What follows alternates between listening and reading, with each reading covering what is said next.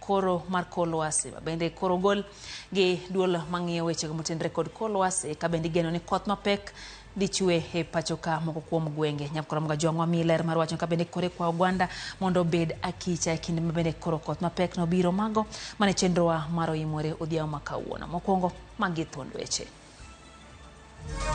We will be on strike whether it calls for 100 days. Rais wetu angalia hili chambo En midhiero nyadiriyo e sekta mar thieth ka koro jochiw thieth motis ni clinical officers bende ochako ng'anyo ayanga kawuono e kinde ma lakteche pod ng'anyo.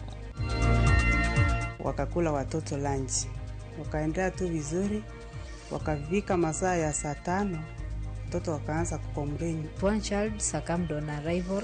Nyathi ma jahigni 7 tho ka ji amoko 5 orwaki osiptal bang' chamo muogo moro motimo kwiri e kaunti ma Nyamira.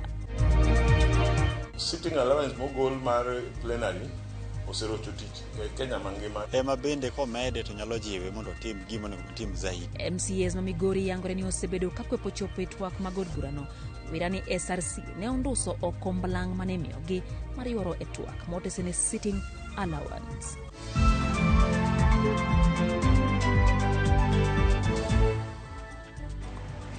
Jaloko marwa en Elizabeth Otieno betolo mar go kodwa mbaka laiwa marote machuo kare adek auchieno no ka bende wantiere live e Facebook, YouTube duto warwake pacho RamogiTV Kenya YouTube kacha warwake pacho nyakora mga joingo kodwa mbaka odhiambo makawuono nyiswa pachi ahinya kotenre gi magi mwaikoni e chenro ni maro imore machiegni en sadeke wang'e nyinga Lydia Okeyo.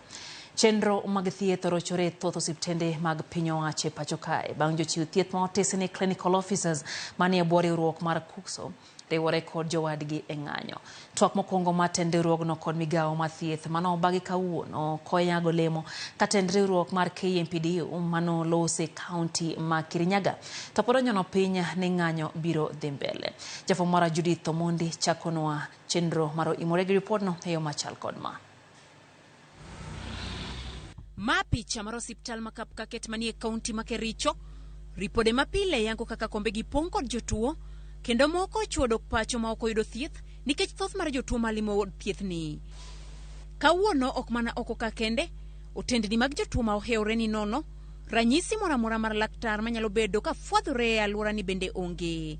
Ka jotuo ma ochopo ka, yudo midhiero kendo mane owinjo timnegi bero gi kad mar NHIF, wuoro kama gichom nikech ute thieth mag ji giwegi, sani ok yie thieth mar NHIF. Nilikuja hapa karibu mwezi wa pili mwisho, nilikuwa na shida ya ania, nikapewa appointment,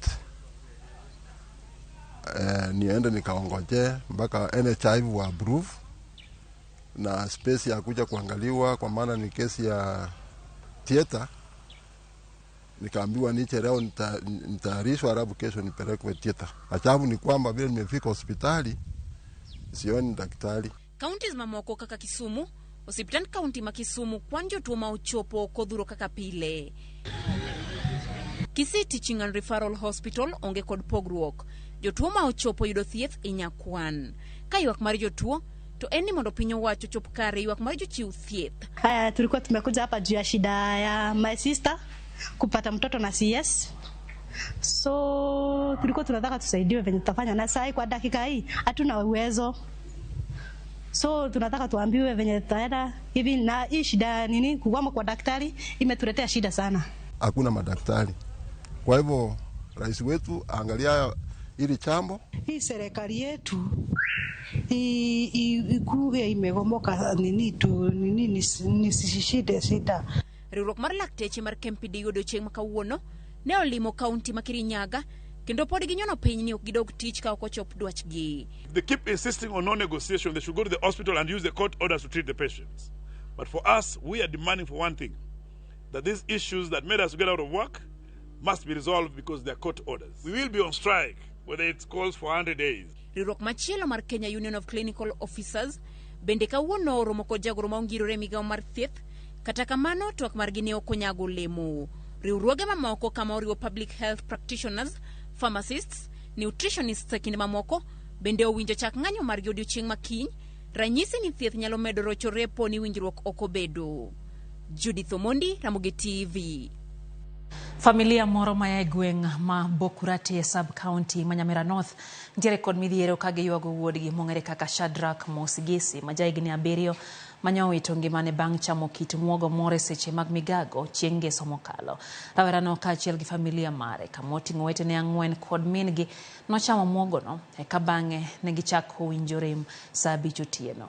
Ne giwuok dhi e kar thieth to kata kamano Shadrack nowito ngimane e yo kapok gichopo e kar yudo thieth ma Nyamira Referral. Kendo osiptandno Laktar Angela Ogendi owacho ni muogono ema nonego rawerano kendo kelo hinyruok ne moko kuom familiano, muogo mawachore ni nomigi gi jirandgi. Pea kazi huyu muogo. Huyu mama akakuja akaanza kupika, wakakula watoto lunch. Wakaendelea tu vizuri. Wakafika masaa ya saa 5, watoto wakaanza kukomplain. Yaani wakisikia kizunguzungu na kugonjeka hivi na kuna nguvu, inaisha nguvu kabisa. Akaniita tukakuja, tukapeleka watoto ya Kerenyo. Tukafika Kerenyo, wakatibiwa, hawakupata nafuu wote. Tukaambiwa referral tu Nyamira. Tukakuja Nyamira, tukiwa njiani huyu mtoto mdogo akafariki. On Friday night, we received 4 kids plus their mother who had been brought in a critical condition, but one child succumbed on arrival. The other one was critically ill, was admitted to our ICU. The other ones, we managed to stabilize them and discharge them home. The kids were brought in with history of having consumed cassava that lunchtime. So in the evening, they started experiencing severe abdominal pains, vomiting, dizziness, difficulty in breathing, and the other one was brought in with a history of loss of consciousness, the one who is currently admitted at our ICU. Duol mochung'ne koro chal ma kor lwasi ogolo siem ni koth mapek mantiere kod oula mager nyalo chakore tarik 2 mar jumani. Duolno lando ni kuonde kaka Nairobi, Wajir, Himbo mar piny Kenya kod Masawa mar piny Kenya gine moko kuom gwengego manyalo bedo gi koth makochno. Magi timore kinde ma pod ikwano lal mag jok mowito ngimagi bang' koth manyocha ochwe Nairobi ma okelo tho mar ji manyaka sani oseromo 11. Jafwambo mar Walter Nyambaga ntiere kod ler mathoth ewi wachno. Gweng' ma maili 7 Njiru mayudore Kasarani e kaunti ma Nairobi. Nyithindo, jonyuol temo ng'ado aora masani pigi odok chien. Kata kamano, gima ok yango ni jowa mokalo aora ne opong' thich kuma omuomore kaluwore kod koth mane ochwe otieno tulu mane obiro kaka gweth kendo lokore masira. Kijana akavuka, msichana akasalia nyuma. Sasa msichana akachukua step ya kwanza na ya pili akaanguka. Si eti alislide na hakusukumwa. Juu mimi nilimuona tu hivi akivuka. Alienda tu hivyo akanyanga mti kidogo hivyo, sasa akaanguka kwa maji. Tino wachore ni olwar kendo jal moyangore kaka Abdalla Marakalu nete morese to NB ni olwar molal chimble. Mimi nimeachia mtoto mdogo ambaye tulikuwa tunategemea huyo mwenye ameanguka kwa maji. Sisi taenda wapi? Tutafanya nini? Leo hii tunauliza mwili hata hatujui ama ipo hai ama hayuko. Tumejaribu kumtafuta na kwa uwezo wetu na tumeshindwa. Hii mto ukiangalia ni kubwa sana. Hakuna watu wanaweza kuingia hapo waendelee kutafuta. Wanaweza wakapoteza maisha yao pia. Tungeomba kuuliza, manake tulichaguana, kuna wabunge. Mkubwa wetu Sakaja, MP wetu Karauli wako na uwezo ya kutusaidia kwa hii jambo. Jodak wacho ni kata doko ni gisebedo ka giyudo singo mar loso daraja manyalo reso jopuonjre. Onge jatelo mosechopo singo makamano. Si eti mara ya kwanza kuteta hii daraja. Hii daraja tumeteta sana.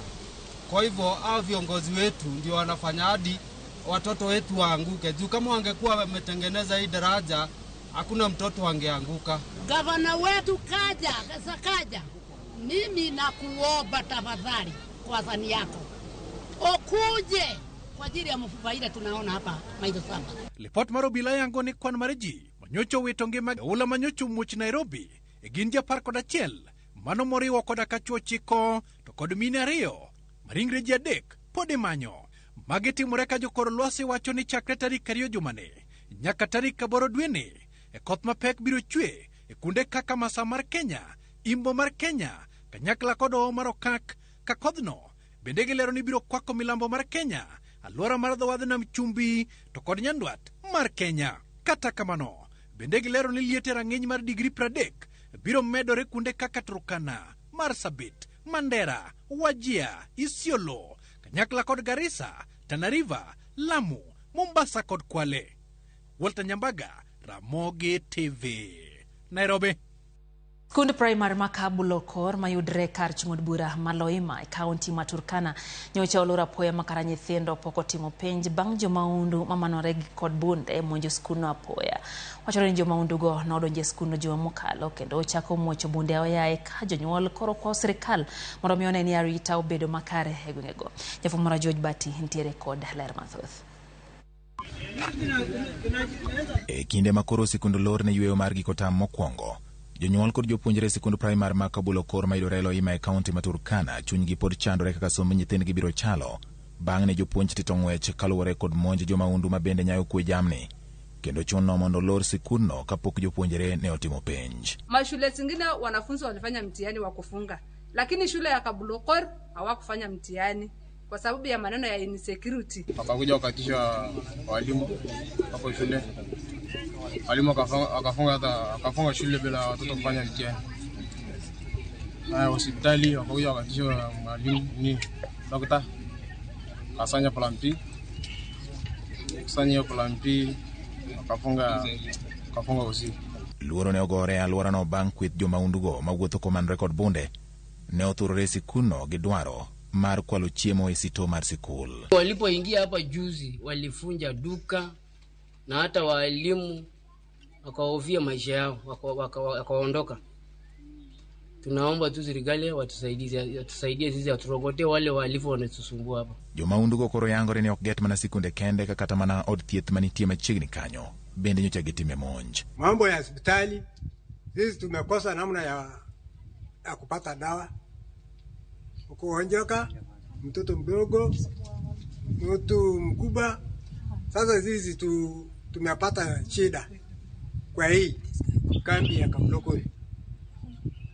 Ndio naomba serikali ya Ruto atuone ya kwamba sisi ni watu wake ama sisi ni watu wa Uganda. Jonyuol koni gin gachieth nade bang' nyithindgi dok pacho ni maro ging'eyo seche ma jomaundugo nyalo pore. Serikali ya Ruto ikuja itusaidie sisi, watupe askari ambayo watakuja kutulinda, watupe askari ambayo watakuja kutuchunga, hata kama ni KPR wapeo tu mabunduki 10 at least wakuja watuchungie kijiji. Kakoro sikunde lor kwayo mar jopiny ma Turkana en mondo sirikal omed keto kenge mag jiwo arita ne jopiny kod mwandu mag sirikal koting'o sikunde mondo jomaundugo kik yud thuolo mar kwalo chiemo ma owinjo bed ni nyithindo biro tiyogo ka oyaw sikul e tam mar 2. George Bati, Ramogi TV. Jatend Wiper Kalonzo Musyoka kod Eugene Wamalwa mar DAP-K osingo ni ok gibi mar weyo lek mar report NADCO. Kagiloso Mombasa e kinde limbe margi e gwenge mag kono, jotelogo osingo ni ok gibi ne sirikand Kenya Kwanza oketh chenro manoseketi mar bero Kenya kokalo kuom report mar NADCO. Iwe tu ni jambo la kawaida Kenya hii. Vijana walikufa kwa sababu ya maandamano. And we want to tell the Kenya Kwanza government that if they will go on by whichever means to unilaterally form the next IEBC, that IEBC will not be a Kenyan IEBC. It will be a Kenya Kwanza IEBC, and we shall not recognize it. So we must, as we go back, assure Kenyans that we continue fighting for them to ensure that the process goes on, the selection of the next IBC, and the team that will be put in place to manage the 2027 general elections. Been able to brief them what it is that we've been able to do, our achievements, our challenges as well, obstacles we've seen along the way, and where it is that we can be able to see opportunities, and more so opportunities for us also to be able to learn from their relevant experiences.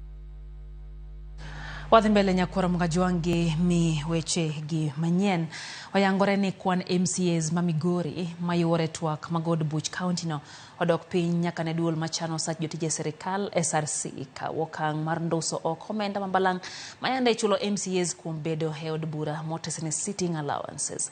Moko kuom MCAs kotene gi jatendgi e od bura no yeni en adieri ni midhiero osebedo e od bura no kendo chenro magi ok dhi nyime e yo makare. Jafwambo Jojo mantiere kod ler koa e kaunti ma Migori. Chike ma pacho ka omiyo MCAs tije adek madongo ma oting'o loso chike e od bura, ng'iyo kaka omenda mag jopiny itiyo godo kod 10 counties kaachiel kod chung' kata chwalo duond oganda magirito mabende ong'ere kaka representation. Penjo osebedo kowuok kuom oganda e kaunti ma Migori e yore ma MCAs e kaunti ma Migori tiyo tijegi adekgi. TV mar Ramogi yango ni nyakne duolno mochung' ne osara ma ong'ere kaka Salaries and Remuneration Commission SRC golo omenda mane chulo MCAs ka gichopo e twak od bura ma ong'ere kaka sitting allowance. Kwan MCAs ma chopo e twak od bura osedok piny. Sitting allowance mogol mar plenary oserocho tich e Kenya mangima, tiende ni koro sani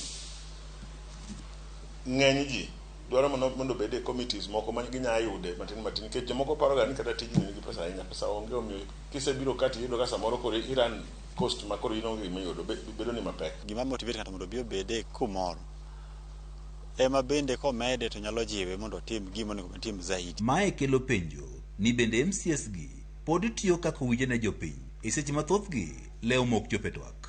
Pogruok to bende onge nikech most bills iloso gi e committee sittings. Parliament tiyo mang'eny e committee moloyo bedo ni plenary. Plenary to bedo tich ne tin malich. To kikudo bino kadhe plenary to bawa kadha. Ema ni koro thoth ji ok bi sama ok gima important onge to koro ng'ato ok bi. Jatend kweth maduong' od bura ma Migori Ken Ouma wadi na dieri ni kwan MCAs ma osebedo ka chopo e twak e od bura osedok piny nyaka ni golo omendano. Kata kamano mae pok orocho chenro magi e od bura ni. Lakini ok mon tich tiyore nikech ka tich nitie to interested parties nyaka bende kaka committee kodhi mobet moromo to nyaka gibi magi chop report gino. Ka samoro dhi pandara, samoro winjo kigero classroom, samoro winjo ki hospitali loso. Mano tich nyiso ni tich tiyore. Pod ji to bira ok tam ji biro nikech wa dedicated to our work. Od bura ma Migori bende osebed ka iseyo ni tend county ma Migori osoyo gi ofuku kendo ok giti tijgi mar ng'iyo kaka county ma Migori tiyo kod omenda. Wach mokum MCAs koro kweda ahinya. Onge sama executive osibiro miyo ng'ato gimoro matin ok itim oversight. Oversight watinde ni wang'iyo ni gima executive bende timo botime. Flow ma pesa ma formation government to the counties is a problem and gima wang'eyo everywhere. Gima tiyo executive gima na joge waka wambe wagima ji mwang'eyo wa kod gweng'. Koro ng'ato tamiri kik ubede ni nyako kode mbaka kumoro unyalo wuoyo kode kata nyalo romo kode anywhere else. Nyaka sani piny owacho mar kaunti ma Migori pok ochiwo omenda mar basari mabende oganda koro penjo gimomiyo thoth MCAs pok owuok oko mar go koko. To wabro luongo gi mondo gibi gipimnwa gimomiyo sani koro deko ng'eny cha ginyiso ni onyalo wuok wigni kata wik manyien. Ma ka gisemiyowa definite time koko wuok to koro ubro neno kaka wago koko kwa Berlin. Moko kuom MCAs ma Migori wacho ni od burani kaachiel kod piny owacho mar kaunti ma Migori osebedo ka tiyo makare ne jopiny. Kata kamano leo mar omenda ma yoro kod piny owacho mamalo emosetemo thiro tijegi. George Juma, Ramogi TV, Migori. Kwa kaunti ya Migori nyakoro mgajuanga duogi nyake kaunti ma Nairobi kama jodak ma kaunti ma Nairobi oyudo thuolo mar tiyo kendo donje alap ma Uhuru Park ma osebed ka ikongo kuom thuolo mar higni 2 sani. Sirikand kaunti ma Nairobi nogolo milome mar yawo ayanga alap mar Uhuru Park. Jafwambo mar Cleophas Oluoch notimo limbe Uhuru Park kendo miyo ripodno e yo machal kod ma. Romo e 12.9 ne oyawo ayanga tarik 23 mar dwe mar abich higa mar 1969 gi jatend piny Kenya mokwongo mosenindo Jomo Kenyatta. Uhuru Park osebedo ka itiyo godo gi oganda mathoth man Nairobi e yore mopogore opogore, koriwo rombe, yweyo, ohala e kind mamoko. Picha ma waromogo opogore gi Uhuru Park machon. Nyithindo wuotho kendo gige tugo ni oko. Bang' lore kuom higni 2 ka itemo lok chal mare, gikone koro yawo pawno kendo ne jopiny. Okinyi mang'ich wamondo kendo wagwenyore gi oganda jo Kenya ma pod nitiere sikuku mar Pasaka ka gidonjo e lap ma Uhuru Park mondo giywe ka gineno lokruok mantiere e lapno. E korot raparo timne thuondi mane ogore ne loch kawuok kuom lwet jowagunda. Historia mar piny Kenya bende ondiki. Josomo medo bedo gi lony ewi thuondigi. To ka iparo ni kit yueyo ewi lum kata tie yiende ma Uhuru Park orumo, oyo, nindo pod nitie. Jopiny kwe wigi ka. Ohala bende pod dhi nyime. Jolimbe madonjo Uhuru Park sani ni kod rapar mopogore opogore. Yiende mane opidhi e kinde machon pod ochung'. Ka hemko mar mosenindo Ngire Wangari Maathai bende oundie yo makare kipare kuom kedo ne alwora. I've not been here in a long time and I love it. Only thing we're missing is people and activities. We used to have a place here we could ride the boats, and I can't wait for that to be reopened because that's what reminds me of Uhuru Park. I remember the late Professor Wangari Maathai and all the work that she has done to keep this place as is. I think our kids and me and our generation owe a great deal of gratitude to her. Chal Maroala to en mane e Uhuru Park. Koro wan kaka no ya Uhuru Park wasebedo ka watiyo ka chakre chon kata mose ya Uhuru Park pod watiyo Uhuru Park kae. Ohala medore nitiere jotimo ohala iye kae gisani. Welo sebedo bende mang'eny jo ohala yudo yuto margi matin. Jo ohala manoko to paro nade. Bende biro yienegi donjo kata dok e alap ma Uhuru Park. Watu kod ja ohala mosetimo ohala e Uhuru Park kuom higni mohewo 40. Kazi ilikuwa ambaza sababu hii corona. Sasa tukaambiwa tukae nje, wanje tengenezwa halafu ikisaisha turudishwe ndani. Tuko miaka mingi Uhuru Park, tuko na license zile tukao tunalipa. Sasa tunangojea kama tutarenew tuingie ndani, tuanze biashara. Tukiwa ndani si tumelipa license, hakuna kusumbuliwa. Lakini tukiwa nje mpaka tusumbuliwe. Ignerio mosekalo ka iloso kar budhoni mar Uhuru Park. Gik mathoth osebedo kata katimore. Tinende arita kwe oridi. Nitie jolimbe mamedore, ohala bende timo iye ka. Ndege bende nyalo neno, nitiere mane tokwa kanyo. En gino mane oge Ignerio mokalo. Kawuono gintiere ka kendo koro yawe thuolo ne jopiny mondo donji kendo budhi. Cleophas Oluoch, Ramogi TV, Nairobi. Kora mkajano report na mokelno gi Cleophas Oluoch wa yo mokwongo ka enda ka proyo kod ariyo bang' sadek mar otieno chenro eno imorero kamano kuom medo kete mana ka e Ramogi TV na singo ka mo kuom pachi kapok wa yueyo. John William wacho ni owuoro ni MCAs yuaga allowances kendo gi ng'anyo ne twak e od bura. Kalodoko ni mago gin achiel kuom gima nomiyo yiergi. Kalodoko ni kuonde budho to ok gi ng'anyne kata matin. Wacho ni 2027 piny biro pogore. En John Te wuod Nyabos mar Alego Agulu. Neno bende kanyo ote moora gi Joshua Okta. Joshua wacho ni entie Kibera County ma Nairobi. Wacho ni MCAs allowance to onge gima gitimo. Ntie wach motiyo kanyo kang nasom kata kamano wacho ni kata wati gi chife mantiere gweng' kar mondo wati gi MCAs. Mano Joshua Okta. Nelly Achieng' wacho kanyo ni entie kodwa kaito erokamano Nelly Tony wuod Nyamba Sankra to wacho ni entie Ligega.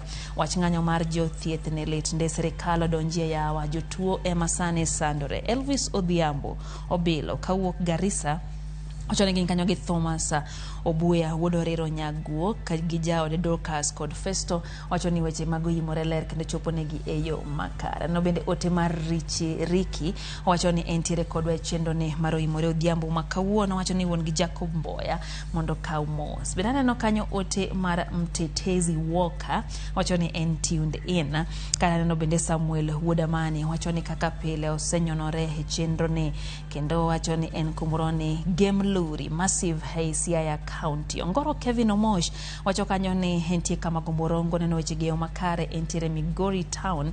Bandits owe manyo dhok koro owe manyo dhok koro kech nego gidonje dero. Aya Borne Ochi to wacho kanyo ni entiere kodwa kata kamano wacho ni Chelsea no goyo ng'ato entie Jakaranda. Silas wuod Nyabondo to wacho ni Karachuonyo iko locked kamoro ni Alego Kamser kaito juok jako kuro to wacho ni ng'anyo mar lakteche ni Ruto be ong'e adieri to kong'e osetime ang'o ka jatend piny Kenya Ramogi ler ka entiere Awendo sub county Migori County.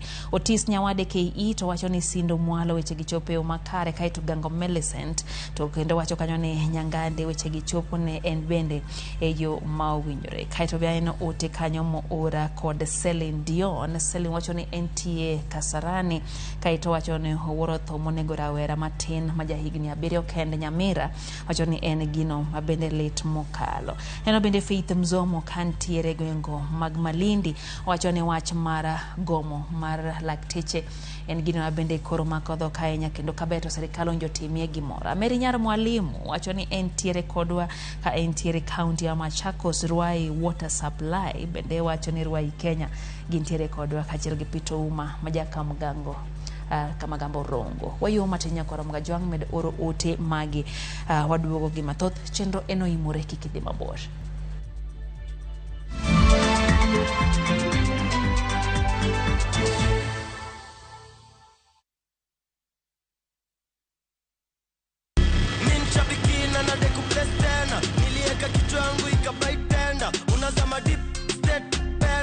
Nikaingia kwa mkahawa, mimi kichwa yangu akili zangu zote ilikuwa kwa nyama choma. So si kuona bado ina run. Vile nilienda tu kukaa chini na nikarudi kwa simu, nikapata bado ina run. Nilistuka sana na nikakaa shout immediately. Vile niliona hivyo hata nyama nilikuwa nimependa, nilijaribu kutafuna, iko ngumu sana. Si kukula tena hiyo nyama. Mimi ni mkulima na niko na projects. So ni kuendeleza tu ukulima yangu na projects zangu. Ukichukulia ikuwe ni rahisi na ujue vile mtakaa na captain mcheze mzuri, utaielewa. Lakini with the time, the more unacheza, the more unapata experience na unajua jinsi ya kucheza. Avieti ya Shabiki.com inakupa the biggest multiplier in Kenya. Shinda up to 50,000 times your stake. Yani ukiweka stake ya 100 bob, ndege ipeperuke, unashinda 5 million within seconds. Na ndege pia ikifly away, Shabiki.com inakupatia 5% refund ya stake yako kila siku. Usikubali kulose. Changamkia Avieta on Shabiki.com. Not for persons under the age of 18. Shabiki.com is authorized and regulated by BCLB license number 587. Experience the coastal bliss with View Travel's exclusive offer. Unwind and relax in an all-inclusive stay at Sun and Sand Beach Resort in Mombasa. Enjoy unlimited drinks and snacks as you embrace the tranquility of the sea, beautiful sunset views, and relaxed beach walks for only 21,000 Kenya shillings via SGR and 34,500 Kenya shillings for the flight option. Don't miss out on this exclusive offer, only available to View Travel clients. Call 0703-254-254 or visit viewtravel.com and book your dream escape now. View Travel. Dream. Explore. Discover. Sasa kwa tao moja tu unaweza pata third party cover for your private motor vehicle valid for 30 days. Say goodbye to expensive motor vehicle insurance. Pata bima kutoka Direct Line Assurance. Kujisajili bonyeza *487#. Weka namba plate ya gari yako, ID namba yako, email address yako na ulipe thao moja tu. And your digital cover will be sent to you instantly. Collect your sticker at your nearest Total service station. Dial *487# upate third party motor insurance valid for 30 days. Pap, ni thao tu.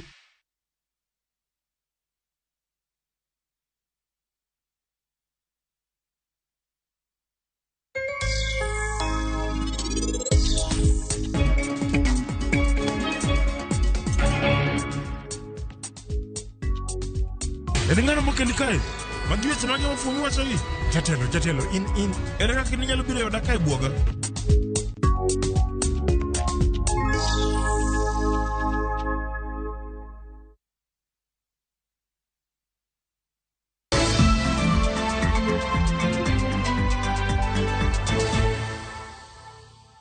Machiegni kendo nyakwa Ramogi chenro eno imore wadhi mbele gi weche manyien teri nyake county Masiaya. E kindeni ma oganda jo Kristo hingo nyasi mar Pasaka, achiedh nade podo kwa familia mar Helen Auma mawuok e gweng' ma Nyaduonda, location ma Barkowino e sub county ma Bonde county Masiaya, kagiparo nyathigi Manyinge Vivian Otieno manolal higa mokale kinde mag Pasaka to nyaka sani pok oyude. Anyuond Vivian ma jahigni 16 lero ni nolal kane itere osiptal kaluwore gi wilruok mar paro. Familia no koni gisetemo manyo nyathigi no kanyaka sani pok giwinjo ndache. Gikwayo mondo mi ng'ata manyalo winjo ndach rawera no mondo mi ogo report.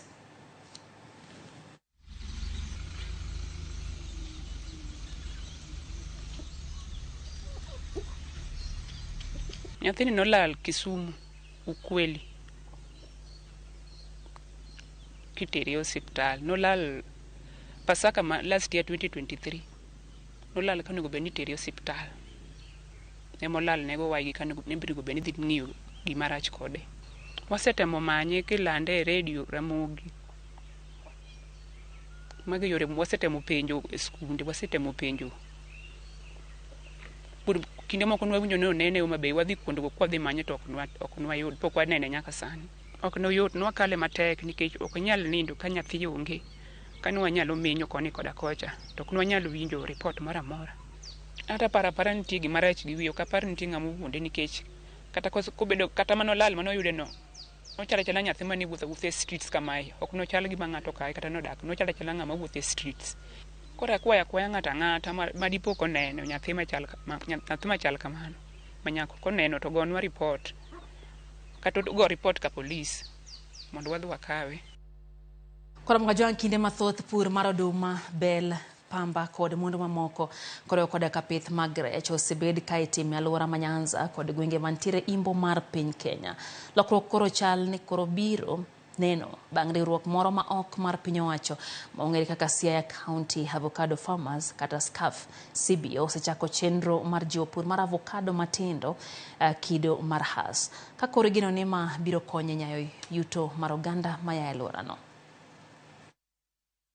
E puodho Masigrut mayudre West Ugenya e County ma Siaya, jopur yudo tiegruok ewi pith mar avocado matindo ma dho ngere dendo ni Hass avocado.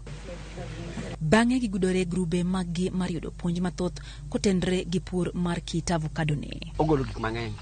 Nitie oil mogolo, nitie materials manyalo dhi e pharmaceuticals miloso kod yien ma ji muonyo. Nitie bende chunyeno iloso kod beverage ma jok man kod high blood pressure nyalo tiyo kodo kata jok man kod diabetics. To chunyeno bende kata kod pote ma oko chandego bende nyalo los kod animal feeds. Ere kaka japur nyalo ng'eyo kodhi makare mar kit avocado ni? To avocado ni rito nade ka odongo? Ngire Peter Kisinyo ma en japuonj Mbalariany Marongo miyowa ler mathoth. Kiyiero mbegu tiende piny mus mare onego bed ni en brown, mano nyiso ni en actively growing. To ka inwang'o ka en black in color or dark, mano nwang'o ni mbegu no tiende no osetho, ok en gima ngima, koro ok onyal dongo. Koro wanyiso gi ni onego bed ni kunyo bur, to kisekunyo bur, ikunyo bur no mar 2 feet round. To low ma on top mar about 1 foot deep iketo one side. To onego bed ni kete to bedo ka liel moiki e ng'ato. En gi malo nikech avocado kudwa pi machung'. To kipidhe gi piny mochopo kamoro ma grafting otimie no. Ipidhe mana nyaka at the bottom mar kama root zone nitie. Olero ni pi kod mbolea dwarore pur mar kit avocado ni ahinya to tiyo gi pi mani chupa kata drip irrigation ka bende ochiwo ler ewi lowo ma avocado ni nyalo dongo e kuda chiedh nade ma jopur kaloe. Avocado dware mondo omedga nutrient. Koro higa ka higa kaka inyalo medo ga mbolea mar duka, nyalo medo mbolea mar folia, organic no bende, gimoro kin kod lach kata mar apuoyo. Inyalo olo kanyo, nyalo bedo fertilizer. Soils wagin acidic. Kora acid no otimango nutrient koketi. Tinwango ni oloke soil, koro kidhi soil solution koro gino ok nwangi. Jo plant ok nwangi. Koro mane momiyo wa encourage farmers to use lime. Higa mokalo, piny Kenya noyudo kum mar tero avocado e pinje maoko. Kata odoko ni kumno nogol, Ngire Peter Kisinyo lero okenge magisekete tim maneno ni Kenya okayo avocado minyalo rwaki gi pinje maoko ka jopur onyiso chir margi ni mar chiro mar avocado pod lach. Jimoko pono avocado ma imachua to gi export. Koro kodhi kota gitno on quality ne ok en the right quality midwaro.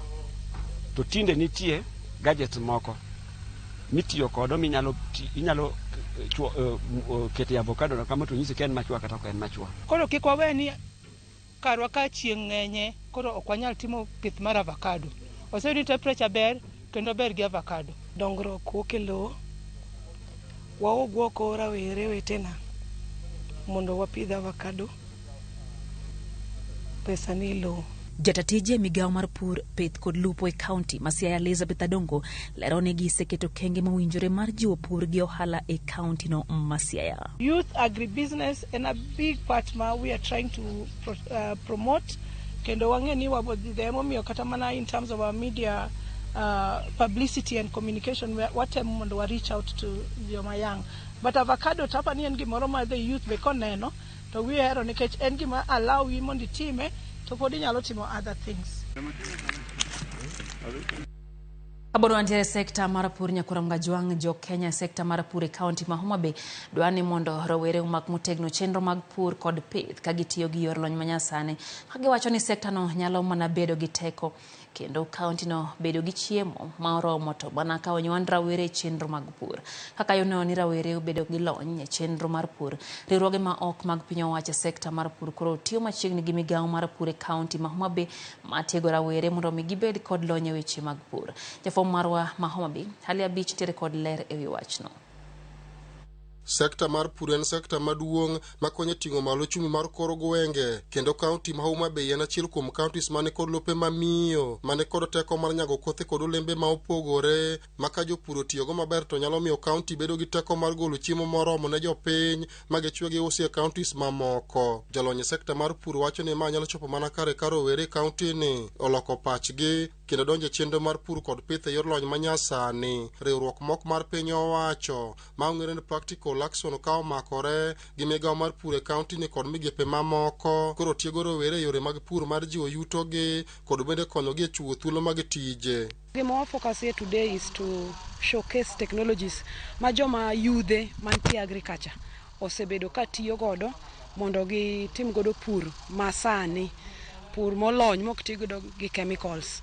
We promote the natural way of farming in agriculture. Our target in my youth. Ndalo mang'eny iyudo ka youths kosetieko skul obed form 4 obed ni osetimo college iyudo ka koro moko osesomo to tich onge. To an wawacho ni tich nitie ang'owa e pur kaka ohala.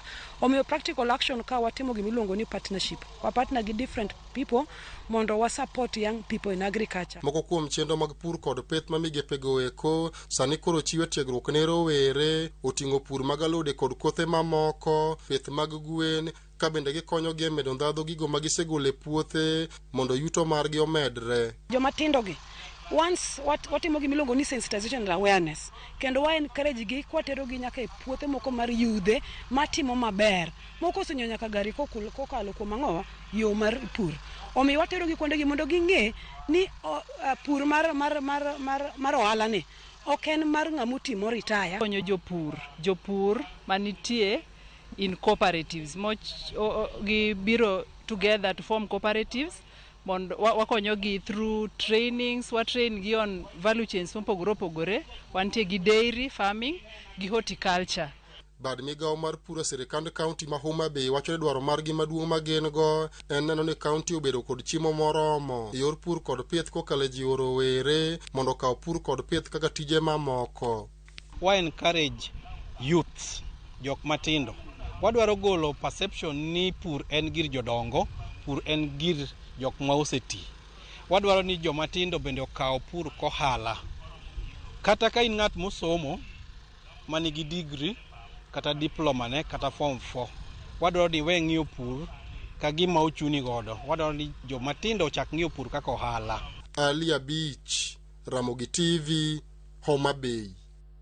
Sechegi ma uchumi medo ridore ne oganda mathoth e pacho ka onagi e kaunti wa Mombasa ojiw mondo mi ochuo gi chenro gi giwegi manyalo kelo negi yuto ma ok rito sir mowuok e lwet piny owacho.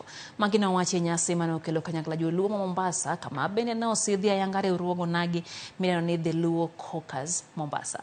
Joja oko ne giler koya e kaunti ya Mombasa. En romo mane okelo kanyakla onagi Mombasa mar sidho ayanga riwruok mideno ni The Luo Caucus mageto riwo wi oganda ewi chenro mopogore mag dongruok to chutho e yore mag ohala. Riwruogno motelne kod Nicholas Kisara koni gichugo chenro makama mar temo duoko chien dhier mokwako moko kuom onagi to chutho e kinde ni maikoni ng'awruok mar ngima obaro ji ndasi kotenore kod wach uchumi mani malo. Kata jomondiki watemo jiwo gi ni kaka mondiki no teme tim gimoro matin kendo be bathe nikech otek king'iyo koni gi koni ushuru ni ji ywak no medore, the cost of doing business be ji wacho ni malo. Koro nyako emomiyo riwruok aina ni ber kaka ji obedo kamoro achiel to weche gi wanyalo wacho ni to koro wan kaka oganda man kamoro achiel wanyalo time nang'o. Mine ema neno matek, mine ema nigi nyithindo mok dhi skul, mine ema ka ji ok ochiemo e ot tipenjo. To sama wadhi ma wariwore kamoro achiel nikech main aim wa kaendi en mar business, mar konyo ng'at maonge gi gimoro manyalo timo mondo oyud gimoro manyalo timo. To ka wariwore as a team ma wamiyo ng'ato kwer kaka nyalo puro, wadhi wapuonjo ng'ato kaka onyalo golo rech e nam, to wanyalo chopo maber. E romono ne bende oyangore ni kwan mathoth mag nyithindo ma yawuoyi sani oyuang kipimo kod nyithindo manyiri. Ma en kaluwore kod chenro mathoth mitayo gi piny owacho kaachiel kod riwruoge mopogore mageto mana nyithindo manyiri ka mago ma yawuoyi to wich wil godo. Nyathi miluongo ni boy child oonge gi teko, oonge gi mbi, oonge gi resilience mora mora e society. Inongo ka gidok piny sani kabisa. To watemo mondo kwaromo kamaeri waloso gi chuo mondo gibed malongo ni gichung' ne nyithindo magin godo, especially nyathi mawuoyi. Anyalo wacho ni youth message achiel. Wabi karachiel wa reason karachiel. Nyasacho ohero jok ma wacho achiel to giriwo. Jotendwa moseyiergi kikwago gi uru lweny. Gikoni riwruogno moting'o jogo mani kod lony mopogore bende en mar sumo paro to kod ng'ado rieko ne oganda. Nitie ng'ama nomi pith mar biashara, nitie ng'ama nomi mar puonj, nitie ng'ama be jang'wech, nitie ng'ama bende osomo tije mag arita. To wadwa ni gigi kwa bedo kamoro achiel. To koro waloso kul moro maber ma kapo ni nitie gimoro timore to waluongo ng'at mong'e gini to wang'iso ni kato watim nang'o. Chon nena ng'ato en selfishness ma ka ng'ato idhi ti to ibedo ng'amo ti maonge gi akili ni te. Onge information mora mora minyalo riwo gi jowadu, lakini kwa biro mwaromo kamae o network to oyawo ji ten nyaka gimoro magolo stress, ten nyaka gima miyo ji ideas mang'eny mag dongruok. To kaka waonge siasa, wan wadi konyo kinoganda marwa, wadhi chopo mabor. George Aoko, Ramogi TV, Mombasa. Jogo mojote lope mawegi poko yangore kama ntiere koro ntiere kod luoro bang' yudo siem mar dwaro ni mondo gidare lopego. Jodak ng'oma bondeni ne kar chungod bura mamvita chich ni ntiere jomibadhi moloso boke ma oko podhi mag lopego kendo koro chunogi mondo mi ginyiew lopego makao kamano to gidar. Gikone gisebedo kage chulo suru mag lo ne jogo manochung' ne lopego to kata kamano dhog gi omoko ka koro wachore ni lop no sani ntiere kod wegi madwaro ne gimuk utegi kendo gidar kanyo. Wakaanza kutuletea barua sasa, kublackmail sasa, nunua au lipa rent tutakayo. Sasa ndio wakaweza kupata namba mpya na title mpya. Zile title mpya na namba mpya ndio wanatumia hata kotini. It is there to their advantage kwa sababu court wataangalia current search. Sasa current search inaonesha ile title ya sasa waliopawa. Kwa hivyo huyu aliyoko sasa tumuomba achague task force tuchunguzwe hizi titles zilibadilika vipi. President Ruto alitoa taarifa alipokuwa akihutubu Mtwapa kwamba atazungumza na wenye ardhi wote na kila mwananchi mwenye nyumba atapewa title deed. Yeye atazungumza na wale absentee landlords. At least tupate kuwa na moyo na sisi wa kuishi kwa sababu tunaishi na hofu sasa hivi, hatuna raha majumba zetu. Imagine manake ni karibu watu kama 200,000 I think tunakaa kwenye haya majumba. Ni tuko wengi sana. Almost 80% of hiyo ninio tuliotoa hiyo kesi. Sasa fikiria watu kama hao 200,000. Kama kakangu alivyotangulia mwingine kusema vijana wetu hawana makazi. Sisi wadada hatuna makazi. Tunawezaje kulipa hiyo pesa yote?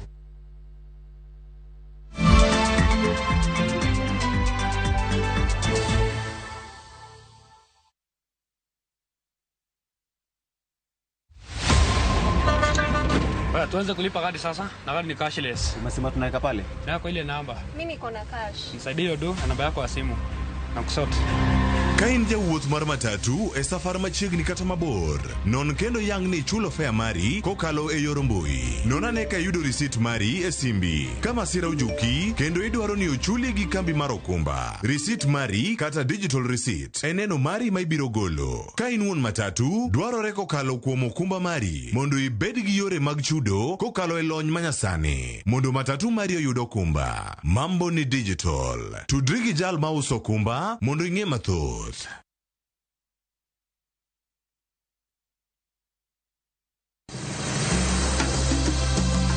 Nyakwa Ramogi, bende ing'eyo nonro mar gweng'u? Jakawine mano chako ya mulo. Kisumo en kama ne ji biro dwere. Ati dogo ni biro sumo. Kata mana kaka ne ochakore. Chakruok mar got Ramogi nowuok Uganda. Kaluwore kaka ne Ramogi owuotho. Tich ariyo ka tich ariyo, Millicent Adhiambo. Machiegni e chenro mar ng'e gwenge wakatielo makawuono, wakelo ni nonro mar gwenge yo koloni kendo mi lere nyinge, chakruok kachiel kod humb gwenge mopogore. Kisumu nowuok kuom nying mar Kisuma. Ei manyaka kaendi, humbe landore kod ang'oa. We wawinj anena. Saa 3 otieno, mana e RamogiTV.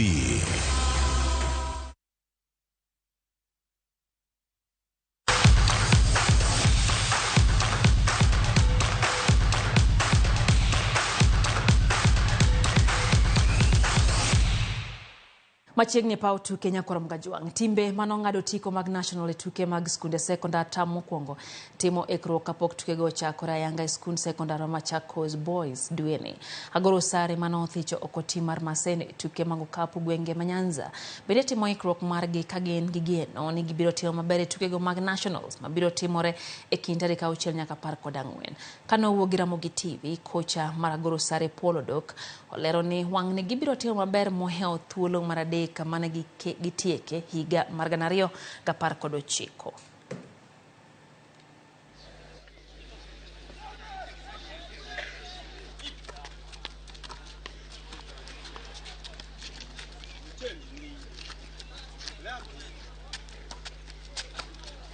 Mazoezi wametufanyia, the team spirit imekuwa juu, na naweza sema pale tumefika na accomplishment yenye tumemake haijakuwa in vain.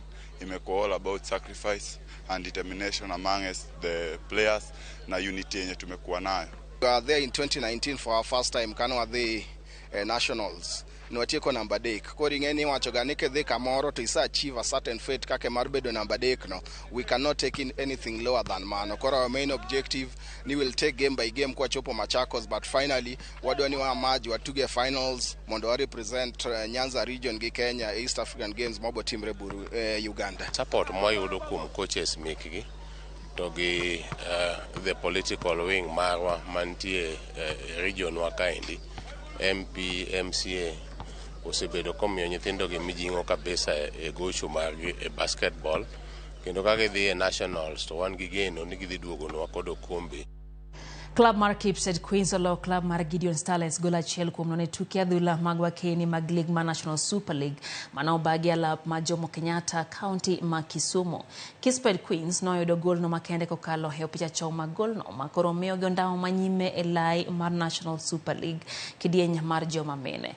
Kanowuok RamogiTV, kocha mar Gideon Starlets noyie loch kowacho ni ne giwito thuolo mathoth mag loyo kaluwore gi nyao korka moko kuom jotugo kendo singo medo maino e orako margi.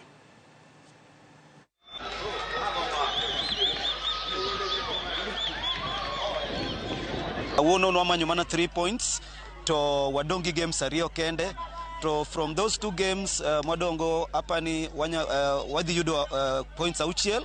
Kata ko yudo achiel onge shida because achiel no be nyand tero ambele mondo wadhi e playoffs in Nakuru.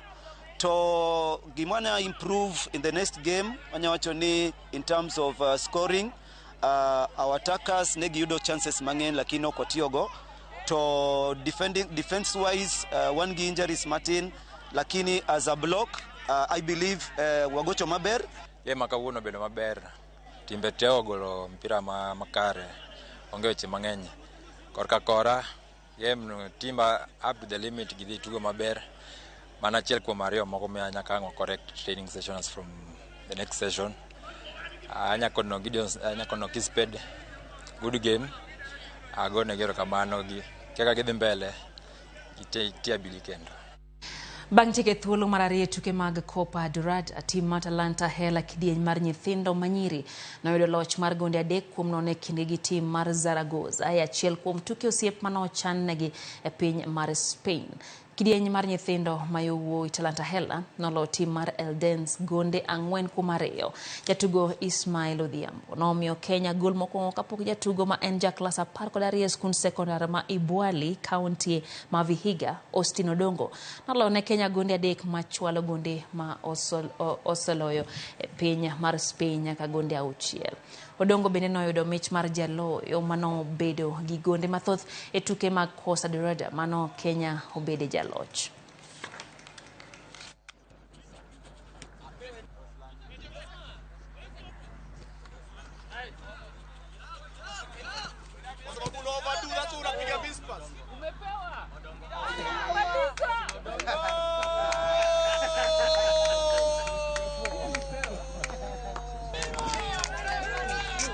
Game imekuwa fiti.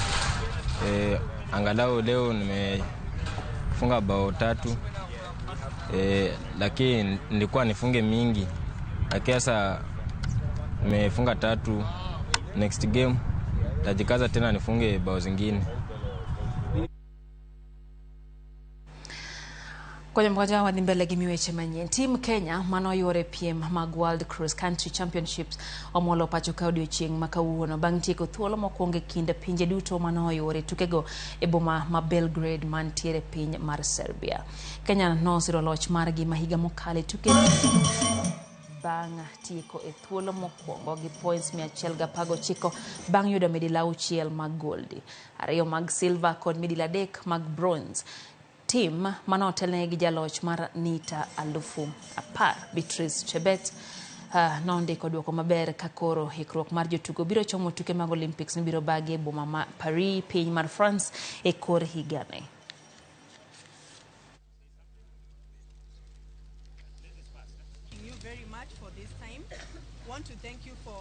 Being a defending champion, people wanna expect to defend title yako.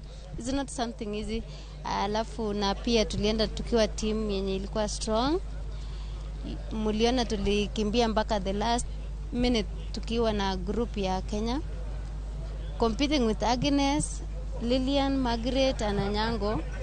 Ilikuwa competition yenye ilikuwa strong sana, but ile focus na determination yenye mtu ako nayo na kuvumilia tu kwa championship ilinifanya nime-win. This is the time that they have arrived home, and we want to welcome them home, having come number 1 in the overall, 6 gold medals. So last year they were number 1 overall. This year they are number 1 overall. So surely we have got every reason to tell them congratulations, to tell them welcome back home, and to maintain that in the future. Because immediately after this, we are now preparing for what is coming next. And I think Paul Tergat has talked about the Olympics in Paris, which is only 2.5 months away.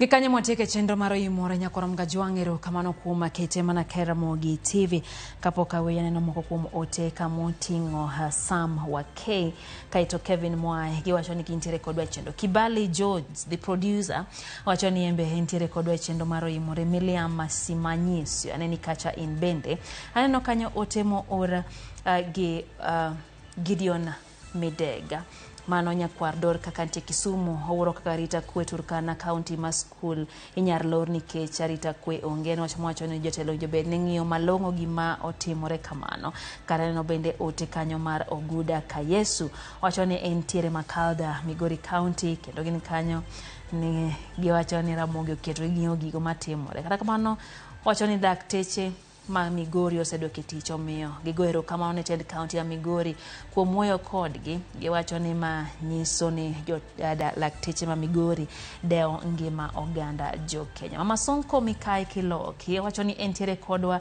ka en nyatoto gibedo piny gi wuon pargi Kevin Adada. Wacho kanyo ni gintiere kodwa e chenro, kata kamano wacho no wuoro kaka jopiny sandore. Nyasaye mondo mi o donje chuny jothieth mondo mi gikony oganda. Wacho ni min gi Aida gi baba gi Mabinda Charo duto ka gintiere Gwasi gikawo mos odhiambo makawuono. Beno ote mara otemo or kanyo kwacho nyingo chen Raila Odinga okaw jopinje mamoko okonywa e lweny. Wacho no bila mapacho kachal kagima koro jonjore osemero kendo koro weche mag uchumi bende omako jo Kenya duto. Wacho ni chal kagima gidhi yiedo ke ng'anyo. Ko wacho nyinge chal ni koyo donjone matin, kata kamano nyakorom Kajwang' aneno bende ote kanyo mo ora gi Omosh Digaro Land Cruiser. Land Cruiser wacho kanyo ni gima mako dhoge en ni pode kata Raila poko oyudo kom kocha to josiasa makaluo osechako mondo mi gidhi gikaw kom mar ODM. Erokamano kuom oteno. Makosore Fredrick Ouma iwacho ni nyingi machielo na Gabo wuod Minadundo intie Nyamira National Polytechnic. Iwacho ni unkanyo gi Ronald Evans kod Polycarp Joshua. Wacho ni untiere kodwa e chenro kae umora hinya gi weche. Gineli Obunga kantie Imbo Majengo. Benta Charles wacho ni baba gi Wilfred Ouma gi mama gi Benta okaw mos ka gintiere e gweng'go Mandhiwa. Nyar Ugenya Ukwala wacho ni entie Nanyuki umora hinya gi chenro gi mar oimore. Kado benano ote ma orgi Mama Jelen wacho ni entiere kodwa achiel kachiel oneno weche gi heyo makare. Little Lion wacho ni en bende osecheck-in kato Gladys bende wacho ni entie kodwa yo makare. Daddy Richard Official aneni kacha in bende. Sophie Kraz bende wacho ni entie kodwa chino dia makawuono kaito binaneno ote mara Nelly Obunga. Ote bende odonjo kacha mara Samuel Oyugi. Samuel wacho ni kaka pile weche gichopo negi eyo makare kende yo mawinjore. Jeff Kansi wacho ni en locked kaintie Otaro Homa Bay County. Karo Simpros Akech to wacho ni Konambuta Manyata County Makisumu en bende ose check-in. Bernardo Pole kantie Nyong'onga School aneni kacha in bende kaito Calvin Sochieng wacho ni en Kanyadoto. Engineer Lazaro Kanyambok wacho kacha ni wach insecurity kata wach onge mararita gweng'o ma North Rift en gima ka okaw okang' to nyalo bedo gima nyalo hinyo oganda jo Kenya. Wacho ni jowadwa gini dhiero kata jolweny kaito wacho ni en Jamaguji sani to entiere Nairobi. Haya, Phoebe Olielo wacho ni weche gi manyien ka entiere kodwa Ngomongo kaito Jobito Ojun to wacho kanyo ni sirikal unjo winje ywak mar lakteche jopinye makoro hinyore e kinde ma lakteche ogomo e pacho ka. Neno ka thoth ywak oganda nyakorom Kajwang' en mondo me oyud weche duoko makare kuchenre gi watno mar ng'anyo mar lakteche. Deno aneni kacha in bende wacho ni seche ken John Clinton erokamano. Rebirth wacho ni en be entiere kodwa. Rogers Juma kantie Sondu Town. Flozianet kantie Siaya. Joyce Achieng kantie Mbita. Mamake Melanie kantie Kakrao Migori County. Nyakwar Kadeso bende wacho ni ose check-in entiere kod nyakorom Kajwang' mano kuom ote mane wayudo kae kama ni kech sa yenalore gi kanyo en geno mara ne Pasaka mari odhi yo makare. Akwayo ni hawi mar ruoth gi gweth mag Jehova kinde gi bende koro wachako dwe mar 4 en tarik 1 kata kamano chal kolwasi neno kanyo ka jolonyo osewacho ni chak tarik 2 koth moro dhi bedo ahinya to gweng' ma Nairobi gi gwenge moko bende ni wakelo ni weche manyien nyakorom Kajwang' kopo ni neno dalili mar koth kata kamano kata kapok nene to osekore neni ibedo akicha. Jogo matiyo gi apini mapacho kae mating'o jowuoth bedo akicha kaluwore gi koro mar kolwasi bedo chiw gi jolony koro geno ni koth dhi chwe e pacho ka sasa. Riti masane erokamano kuom neno RamogiTV mane en chenro mar oimore. Elo timo konywa kwenye weche gi reporters wa Magwai counties duto, county wa Migori, Siaya, Kisumu, Homa Bay waduto agoniero kamano kotene kanyo Ken Muga kaito bende studio kwa wasebedo gi Anesto Woodnam Chumbi kotene kanyo gi Leti Simani giwacho ni unind makare. Wasebedo gi jaloko moro bende Lizo Tieno unind maber nyakwara Kajwang'. Nyinga Lydia Poke. Oriti masani.